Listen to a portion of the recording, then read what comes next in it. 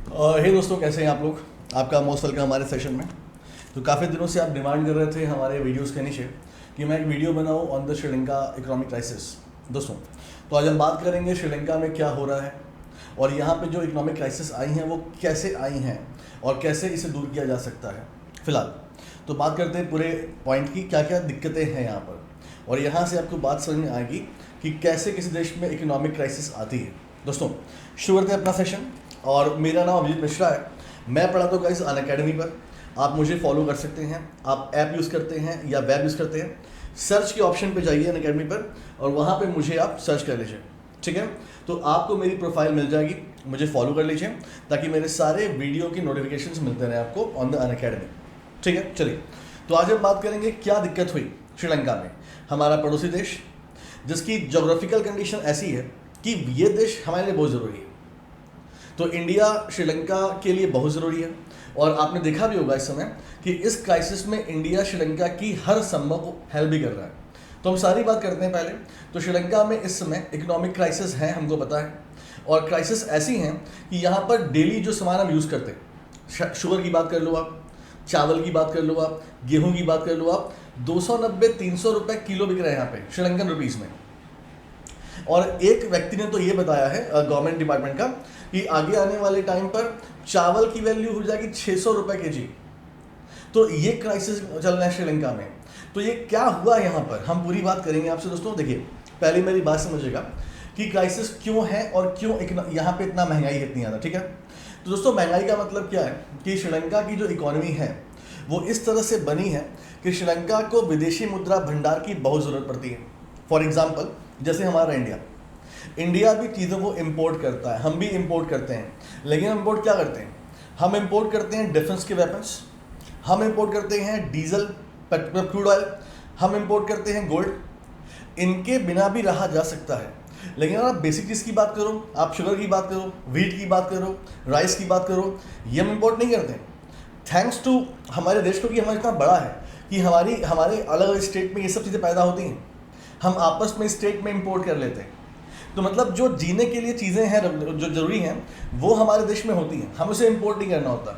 लेकिन श्रीलंका की इकॉनमी ऐसी बनी है कि उनको ये जीने की चीज़ें, बेसिक थिंग भी इंपोर्ट करनी पड़ती हैं। और इंपोर्ट करने का मतलब ये है, आप कैसे इंपोर्ट करोगे भाई। श्रीलंका के बाहर इंटरनेशनल मार्केट में सब कुछ बिकता है विदेशी मुद्रा भंडार से, विदेशी मुद्रा से, डॉलर, यूरो, पाउंड।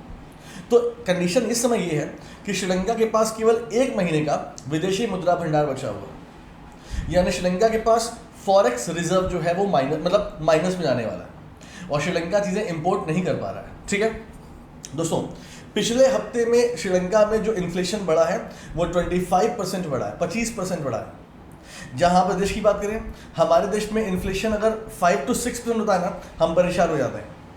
कहाँ 6%, कहाँ 25%, यानी इतनी जल्दी महंगाई बढ़ी है श्रीलंका में। और इसका मेन रीज़न क्या है, तो इसका मेन रीज़न मैंने जो बताया आपको कि श्रीलंका के पास विदेशी मुद्रा भंडार नहीं है बेसिक चीज़ों को इंपोर्ट करने के लिए। अच्छा, ये तो है, महंगाई तो है, लेकिन गाइस आपने कहावत सुनी होगी, कंगाली में आटा गीला। अब बात करते हैं श्रीलंका में पावर डिस्ट्रीब्यूशन कंपनीज की। तो पावर डिस्ट्रीब्यूशन कंपनी के साथ भी दिक्कत ये है कि इनको पावर के लिए आप कोल की बात कर लो, यूरेनियम की बात कर लो, थोरियम की बात कर लो, कुछ भी इंपोर्ट करने के लिए पैसे नहीं। तो श्रीलंका में एक पावर क्राइसिस भी चल रही है साइमल्टेनियसली इकोनॉमिक क्राइसिस के साथ। आपको पता है श्रीलंका में पर डे केवल 4 घंटे बिजली मिल रही है आपके घर, मतलब जो नॉर्मल लोग हैं, एंड कमर्शियल के लिए केवल 6 घंटे बिजली। यानी अगर मैं एक बिजनेसमैन हूँ, प्रोडक्शन करता हूँ, तो मुझे केवल 6 घंटे बिजली मिल रही है। तो कहीं ना कहीं पावर क्राइसिस की वजह से भी श्रीलंका में जो थोड़ा मोड़ा प्रोडक्शन हो रहा है वो भी रुका हुआ है।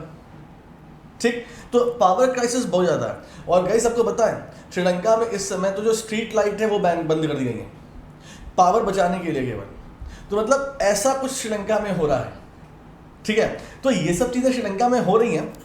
मैं गैस की बात करता हूँ, मैं हमेशा बोलता हूँ कि क्राइसिस ठीक है इकोनॉमिक, लेकिन अगर क्राइसिस का इम्पैक्ट पड़ता है बेसिक चीज़ों पे तो काफ़ी दुखद कंडीशन होती है।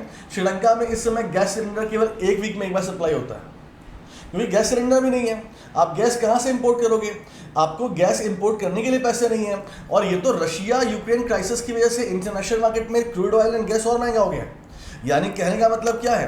कहने का मतलब यह है कि आप तो पहले लॉस में थे, ऊपर से ऐसे कुछ इवेंट हुए हैं जिससे कि आपके ऊपर और बर्डन बढ़ रहा है। तो श्रीलंका में इस समय गैस सिलेंडर की बहुत बड़ी क्राइसिस चल रही है। Economic crisis, inflation, power crisis और ये क्राइसिस। ये देश कैसे संभल पाएगा इन सब चीज़ों को? ठीक है, आप जरा मेरी बात समझिए। अच्छा, अब बात करते हैं इंडिया के स्टैंड की। तो श्रीलंका के जो फाइनेंस मिनिस्टर हैं वो मुलाकात किए हमारे फाइनेंस मिनिस्टर से और हमारे विदेश मंत्री से, और राइट नाउ श्रीलंका ने हमसे राइट नाउ $1 बिलियन एक लाइन ऑफ क्रेडिट की डिमांड की है। लेकिन इससे पहले भी इंडिया ने श्रीलंका की हेल्प की है। हमने श्रीलंका के साथ $400 मिलियन का एक करेंसी एग्रीमेंट साइन किया था, और हमने श्रीलंका को अभी कुछ दिन पहले ही $500 मिलियन का एक दिया लाइन ऑफ क्रेडिट।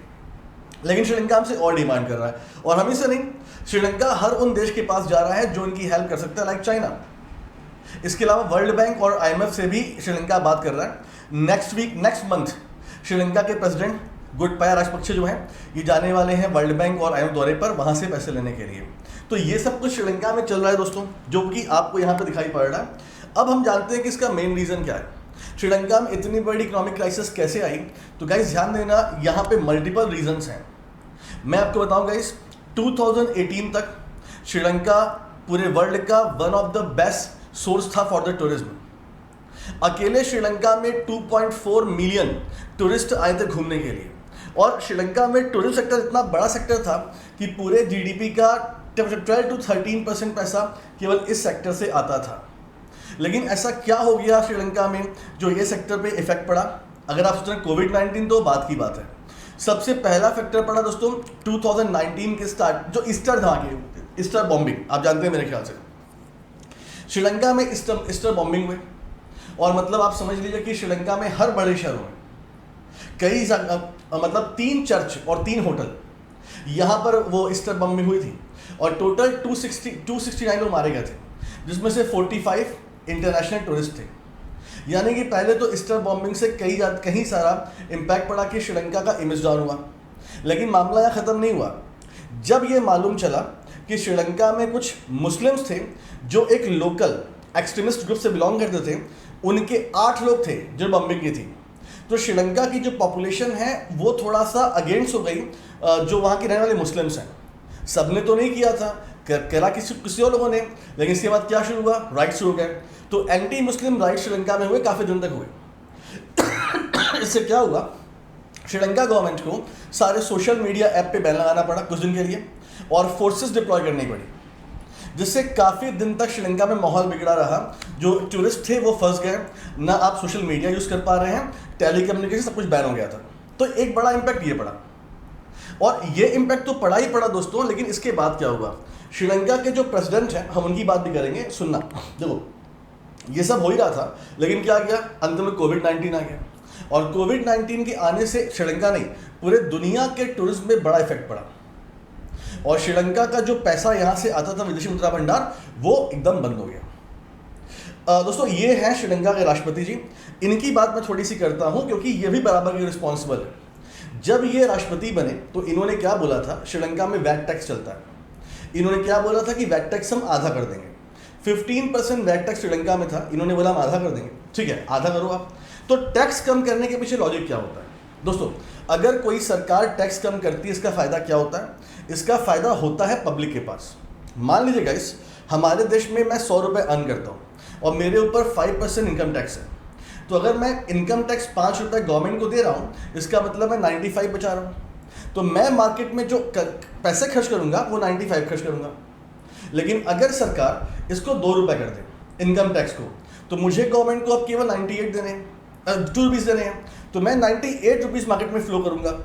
तो टैक्स कम करने से क्या होता है? पब्लिक का जो एक्सपेंडिचर पावर होता है वो बढ़ता है। तो पब्लिक पैसे खर्च करती है मार्केट में, पैसा मार्केट में बढ़ता है, तो क्या होता है? प्रोडक्शन बढ़ता है, एम्प्लॉयमेंट बढ़ता है, तो ग्रोथ तो होती है, और कई जगहों पर हुई भी ऐसे। लेकिन श्रीलंका में क्या दिक्कत हुई कि श्रीलंका में जब ये टैक्स इम्पोज हुआ, मतलब टैक्स कम हुआ, उसके 3 महीने बाद ही कोविड-19 आ गया। यानी कि आपने टैक्स तो कम कर दिया, लेकिन कोविड-19 आ गया, लॉकडाउन लग गया लोग घरों में, तो लोग जब बाहर निकलेंगे तब ना वो खर्च करेंगे। लेकिन इसका इम्पैक्ट गवर्नमेंट पड़ा, लोग घरों में थे, चीज़ें चल रही थी, ऑनलाइन सर्विसेज थी, लोग सामान यूज़ कर रहे थे, जो आपके ज़रूरी सामान थे, आइटम्स नेसेसिटी, वो तो लोग खरीद रहे थे, लेकिन वो आइटम पे गवर्नमेंट को टैक्स कम मिलने लगा, यानी गवर्नमेंट का रेवेन्यू डाउन हो गया। गवर्नमेंट ने सोचा क्या हुआ क्या, ठीक, एक बात। दूसरी बात, इन्होंने क्या बोला था, इन्होंने एक बात ये समझ चुके थे कि श्रीलंका में टूरिज्म पर बहुत डिपेंडेंसी है, अगर टूरिज्म के अलावा हमने कुछ नहीं सोचा तो भविष्य में दिक्कत आ सकती है। इस व्यक्ति को पहले मालूम चल गया था। इन्होंने क्या कहा, श्रीलंका में जो एग्रीकल्चर होता है, बहुत सारी चाइनीज कंपनियों की वजह से वहाँ पे जो किसान हैं वो यूज़ करते हैं केमिकल पेस्टिसाइड्स, है ना। तो इन्होंने क्या बोला, इन्होंने बोला कि हम एक काम करेंगे, हम श्रीलंका में जो खेती होती है हम पूरी तरह से ऑर्गेनिक करेंगे। ठीक है, आपने बोला, लेकिन कोई चीज़ें ऐसे नहीं होती हैं। इन्होंने अचानक से ही क्या कर दिया, अचानक से ही इन्होंने एक रात में सारे केमिकल पेस्टिसाइड बैन कर दिए। इससे क्या हुआ भाई, आपके पास कोई कैलकुलेशन नहीं था ना कि आप कब अपने देश में आप ऑर्गेनिक खेती शुरू करोगे, आपने केमिकल बंद कर दिया। इससे किसानों पर इफेक्ट पड़ा और श्रीलंका में एग्रीकल्चर का प्रोडक्शन अचानक से गिर गया, प्रोडक्शन गिरा, टैक्स आपने कम किया, कोविड-19 आया और इससे इम्पैक्ट क्या पड़ा कि आपके देश में पैसा आया ही नहीं, बचा ही नहीं। और ऊपर से दूसरी बड़ी बात, इन्होंने एक और चीज़ सोची, इन्होंने चाइना और इंडिया का साथ सोचा कि हम साथ में लेंगे, अपना डेवलपमेंट करेंगे। इन्होंने चाइना से खूब लोन लिया और चाइना के डेप्ट में फंसते चले गए, डेप्ट में फंसते चले गए। और आज इनके ऊपर इतना डेप्ट हो चुका है कि सरकार की रेवेन्यू में 75% केवल डेप्ट के लिए खर्च हो रहा है। तो सरकार बिजली पानी कहाँ से देगी, सामान कहाँ से देगी, इंडस्ट्रीज कैसे लगाएगी। तो ये बहुत बड़ा है फैक्ट चाइना पर, श्रीलंका पर जो आया। तो आई होप कि इस छोटे से वीडियो से आपको ये बातें मेरी क्लियर हो जाएंगी कि श्रीलंका में क्या हुआ। और बाकी दोस्तों मेरा नाम अभिजीत मिश्रा है, मैं पढ़ाता हूँ अनअकैडमी पर, आप मुझे फॉलो कर सकते हैं अगर आपको मेरा लेक्चर अच्छा लगा तो। ठीक है दोस्तों, अनअकैडमी अल्ट्रा कॉम्बैट इस बार होने वाला है आपका 24 अप्रैल को, ध्यान दीजिएगा। और एक्सेलरेटर बैच SBI PO का शुरू हो चुका है दोस्तों।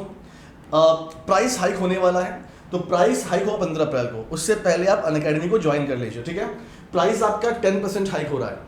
आप आइकॉनिक प्लस से एडमिशन ले सकते हैं। आइकॉनिक की फीस कितनी है आपकी, 24 महीने की 9,360 रुपये है। ठीक है, और 12 महीने की 7,800 रुपये है दोस्तों। इसके अलावा अगर हम प्लस की बात करें तो 7,800 रुपये, सॉरी, और 6,500 रुपये। देख लीजिए आप, हमारा कोड है AVP10, मैं कोड दिखाता हूँ आपको। तो हमारा कोड है AVP10, इसके थ्रू आपको 10% का डिस्काउंट मिल जाएगा। ठीक है, एक बात और दोस्तों ध्यान दीजिएगा मेरी, अनअकैडमी आपके लिए आस्क ए डाउट लेके आ रहा है फीचर, और रेज अ हैंड, इन दोनों का यूज़ करिए। मिलते हैं क्लास में आपसे। थैंक यू सो मच, अपना ख्याल रखिए दोस्तों। तो पूरी बातें आई थिंक आपको मेरे वीडियो क्लियर हो चुकी है। मेरी स्पेशल क्लास जो होती है दोस्तों वो डेली होती है 10:10 पर, कहाँ पे, अनअकैडमी प्लेटफॉर्म पर। स्पेशल क्लास, फ्री क्लास, ये क्लास जरूर करिए आप। ठीक है, thank you so much guys, अपना ख्याल रखिए। मिलते हैं आपसे नेक्स्ट वीडियो में। Thank you so much.